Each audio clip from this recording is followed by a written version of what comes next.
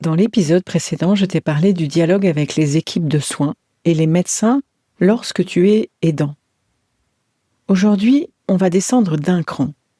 Comment se parler entre nous, en famille, en couple, entre aidants et aidés, quand la fin de vie se profile doucement? Pour te donner une image bien concrète de la situation, je voudrais savoir si tu connais le slackline.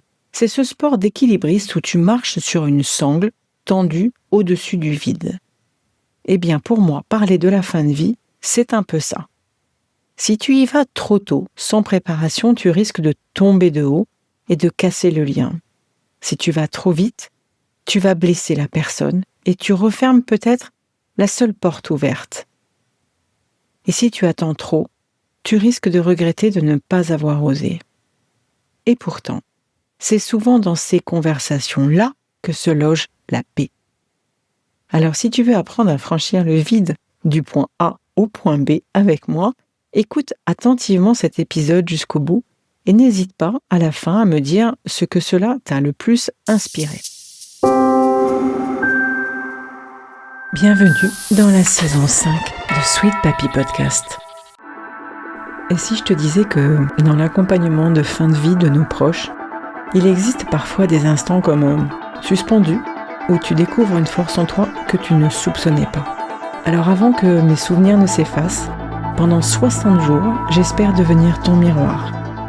Celui qui éclaire tes choix, tes fragilités, ta façon d'aimer, que tu sois aidant ou professionnel du soin. Alors abonne-toi pour ne rien manquer de ces instants de passage. Mon sweet papy, comme j'aurais aimé savoir ce que tu voulais exactement pour le moment de ton passage. Voulais-tu que ça soit de jour, de nuit? Qui devait être autour de toi? Y avait-il une odeur particulière que tu aurais aimée? Une lumière? Un toucher? Une musique? Quelle ambiance dans cette chambre où tu as passé plus de 5 ans? Peut-être tout simplement personne, comme certains qui attendent que leurs proches aient quitté la chambre pour décéder. Tout ce que je sais aujourd'hui, c'est que le soleil inondait ton visage et ta chambre ce jour-là. Mais bon, quand même, je m'en veux car j'avais tout mon temps à chaque séjour auprès de toi pour te poser la question. Comme on dit zut et flûte, on ne revient jamais en arrière. Et c'est parce que je n'ai pas pu ou pas su à l'époque parler à mes proches en fin de vie que je te parle à toi, auditeur ou auditrice, sur ce sujet un peu épineux et tabou. Comme beaucoup d'entre nous, je croyais qu'à l'approche de la mort, il ne fallait surtout pas avoir la fameuse conversation. Par peur de blesser, de faire pleurer ou d'ouvrir une porte que je ne saurais pas refermer. Mais je te le dis, cette blessure du non-dit, elle restera toujours profondément ancrée pour moi depuis le décès de Sweet Papy 1 et Sweet Papy 2. Alors pourquoi n'ai-je pas réussi à changer cet état d'esprit et du coup à prendre des décisions qui auraient certainement allégé le deuil aujourd'hui? Eh bien tout simplement parce que je ne savais pas comment faire. Je n'avais pas reçu en amont l'information et surtout aussi parce que la société nous amène à considérer la mort et la fin de vie comme un tabou. Je vais juste faire une aparté dans cet épisode pour te dire que la saison 5, La voix en héritage, continue après mon défi de 60 jours qui se finit très bientôt. Et j'aurai plaisir à te retrouver avec des interviews confidences tous les mois avec des personnes inspirantes qui viendront témoigner de l'impact personnel et professionnel de ce fameux passage entre la fin de vie et le deuil de leurs proches. Allons, reprenons le sujet du jour. On pense souvent que parler de la fin de vie, c'est déjà perdre espoir. Mais en réalité, c'est tout l'inverse.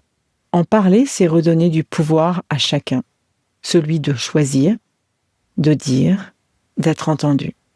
C'est éviter les malentendus, les si j'avais su, les regrets lourds à porter dont je t'ai parlé plus haut. Mais c'est aussi une forme d'amour. Tu comptes tellement pour moi que je veux t'écouter, même sur ce sujet-là. Alors bien évidemment, on croit qu'il faut trouver les bons mots, il faut faire attention à ce qu'on dit, alors qu'il suffit souvent de parler vrai. Finalement, ce n'est pas ce que tu dis qui compte, mais l'intention qui porte ta parole. Comme dans la vie.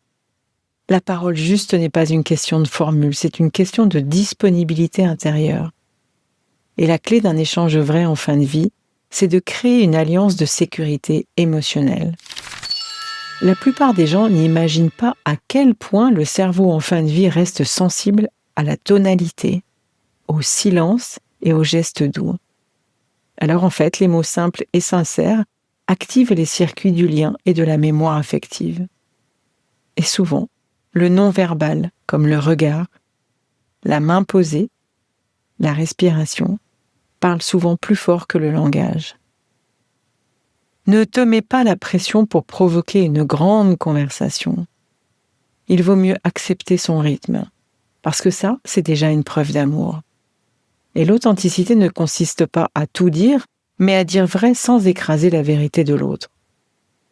Parfois, on aimerait que la fin de vie soit aussi un moment de confidence, d'échange profond, d'ultime « je t'aime ». Mais souvent, la réalité est bien plus simple, pudique, plus silencieuse. Et c'est très bien ainsi. En fait, ce qui est super étonnant, c'est que si ton proche a toujours été réservé, il ne deviendra pas bavard à l'approche de la mort. S'il a toujours transmis par le geste plutôt que par les mots, il continuera de le faire. Et enfin, s'il a toujours gardé sa pudeur, la forcer à se briser serait une forme de violence. Tu auras compris, la personne meurt souvent comme elle a vécu. Et c'est à nous, accompagnants, aidants, soignants, d'accueillir cette cohérence avec tendresse. Comme une authenticité ajustée. Parler vrai, mais à la bonne hauteur. C'est aussi de calibrer sa sincérité pour ne pas la transformer en injonction.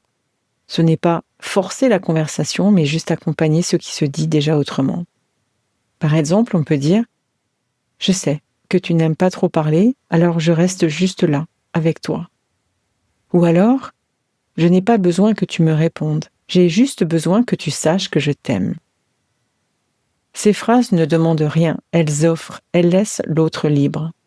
Quand tu adoptes cette posture, tu crées un espace de paix. Le proche n'a plus à se justifier de ne pas parler. Il peut tout simplement être. Et dans ce silence partagé, il se passe souvent quelque chose de plus fort encore. Tu sens un apaisement mutuel. Tu sens une reconnaissance sans les mots.